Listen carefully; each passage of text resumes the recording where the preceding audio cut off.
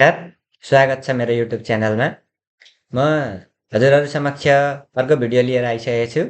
र यो भिडियोमा चाहिँ आर्थिक ऐन 2083ले प्रदान गरेका छुट सुविधाबारे म हजुरहरूलाई जानकारी गराउँदैछु। यो आर्थिक विधेयक 2083 को दफा 40 ले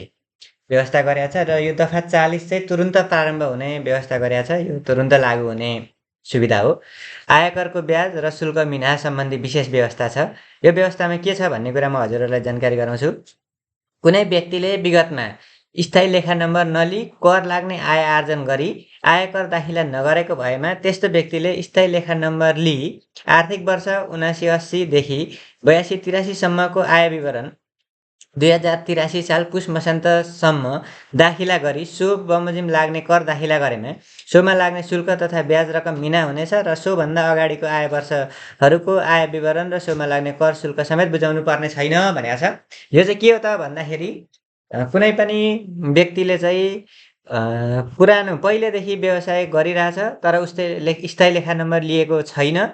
भने उसले चाहिँ आर्थिक वर्ष 7980 80 81 82 र 8283 सम्मको आय विवरण चाहिँ 83 सालको पुस मसान्तसम्ममा दाखिला गरेमा उसले त्यो जुन आय विवरण बुझाएको छ त्यो समयमा चाहिँ आफूले करयोग्य आयको कर दाखिला गरेमा त्यो आर्थिक वर्षको समेत शुल्क र ब्याज तिर्नुपर्ने छैन र सोभन्दा अगाडिको पनि तिर्नुपर्ने छैन भन्ने एउटा छुट सुविधा छ। अब अर्को छुट सुविधा के छ भन्दाखेरि विगतमा स्थायी लेखा नम्बर लिई करको दायरामा आइसकेका तर कुनै आय आर्जन वा कारोबार नगरेका करदाताले आर्थिक वर्ष 8182 वा सोभन्दा अघिदेखिको आय विवरण दाखिला नगरेको भए त्यस्तो व्यक्तिले दर्ता खारेज गर्न वा कारोबार सञ्चालन गरी सक्रिय हुन चाहेमा आर्थिक वर्ष 8283 को आय विवरण तथा सो बमोजिम कर दाखिला गरी विक्रम सम्वत 2083 साल पुस मसान्तभित्र सम्बन्धित कार्यालयमा दर्ता खारेजीको लागि वा कारोबार सुचारू गर्न निवेदन दिएमा सोभन्दा अघिको आर्थिक वर्षहरूको आय विवरण दाखिला गर्नुपर्ने छैन र सो म्यादभित्र निवेदन नदिएमा त्यस्ता स्थायी लेखा नम्बर स्वत प्रणालीबाट दर्ता खारेज गरिनेछ र पछि सक्रिय वा पुनः सञ्चालन गर्न चाहेमा त्यस्ता व्यक्तिले सो अवधिसम्मको आय विवरण र सो बमोजिम कर शुल्क ब्याज दाखिला गर्नुपर्ने छ भन्ने व्यवस्था छ। यो चाहिँ के भनेको भन्दाखेरि कुनै पनि करदाताले स्थायी लेखा नम्बर चाहिँ लिइसकेको छ, करको दायरामा आइसकेको छ तर आय आर्जन गरेको छैन, कारोबार गरेको छैन भने आर्थिक वर्ष 8182 को चाहिँ आय विवरण 8182 वा सोभन्दा अघिदेखिको आय विवरण दाखिला नगरेको भए त्यस्ता व्यक्तिले चाहिँ यो व्यवसाय दर्ता खारेजी गर्न बन्द गर्न वा सञ्चालन हुन चाहेमा चाहिँ आर्थिक वर्ष 8283 को आय विवरण तथा सो बमोजिम कर दाखिला गरी चाहिँ 2083 साल पुस मसान्तभित्र सम्बन्धित कार्यालयमा चाहिँ निवेदन दिनुपर्ने, दर्ता खारेजी गर्ने वा सञ्चालन गर्ने भनेर चाहिँ निवेदन दिएमा दर्ता खारेजी गर्ने भए सम्बन्धित कार्यालयले दर्ता खारेजी गरिदिने, सञ्चालन गर्ने भए सुचारू गरिदिने भन्ने छुट सुविधा छ र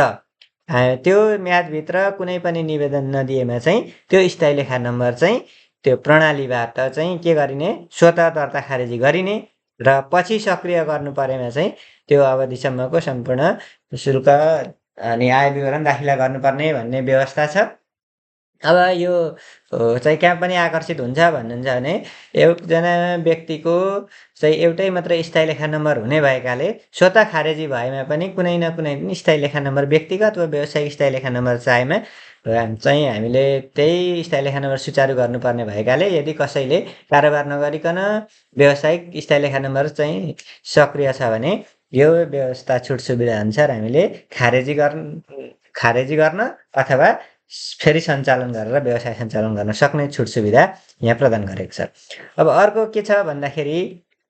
आयकर ऐन 2058 बमोजिम स्थायी लेखा नम्बर लिई आय आर्जन गरी कर तथा विवरण बुझाउन बाँकी रहेका व्यक्तिले त्यस्तो कर र सोको 1% हुने थप रकम तथा आय विवरण सम्म 2083 साल पुस मसान्तभित्र बिजायमा सोमा लाग्ने शुल्क तथा ब्याज मिना हुनेछ भन्ने व्यवस्था छ। यो चाहिँ के पता भन्दाखेरि व्यवसाय गरिरहेछ, स्थायी लेखा नम्बर पनि लिइसकेको छ तर कर तथा विवरण बुझाउन बाँकी छ भने चाहिँ बुझाउन बाँकी रहेको कर विवरण पनि बुझाउन बाँकी रहेको कर पनि बुझाउने र सोको 1%ले हुने चाहिँ थप रकम आय विवरण चाहिँ बुझाएमा 83 साल पुस मसान्तसम्म बुझाएमा चाहिँ सोमा लाग्ने शुल्क ब्याज पनि मिनाहा हुने भन्ने छुट सुविधा आछ। मैले तपाईहरुलाई यो थप सुविधाबारे जानकारी दिए। यो भिडियो कस्तो लाग्यो सल्लाह सुझाव भए कमेन्ट बक्समा राखिदिनु होला र यो युट्युब च्यानललाई लाइक र सब्स्क्राइब गर्न नभुल्नु होला। म हजुरहरुलाई अन्य थप चाहिँ छुट सुविधाबारे अर्को भिडियोमा जानकारी गराउनेछु। अर्को भिडियो नि हेर्दिनु होला। हस् त, धन्यवाद।